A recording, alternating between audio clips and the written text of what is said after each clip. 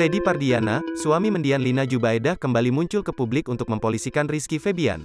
Ia menuntut warisan Lina yang tak kunjung diberikan. Padahal, sebelumnya, Teddy tak mampu mengembalikan aset Rizky Febian yang mencapai miliaran. Aset yang dibawa Lina tersebut diduga dijual Teddy untuk kepentingan pribadi. Kini, setelah sekian lama tak ada kabar, Teddy Pardiana kembali mengaku belum mendapat bagian warisan Lina Jubaedah. Ia pun menuntut dengan dalih ada hak putrinya, bintang dalam warisan itu.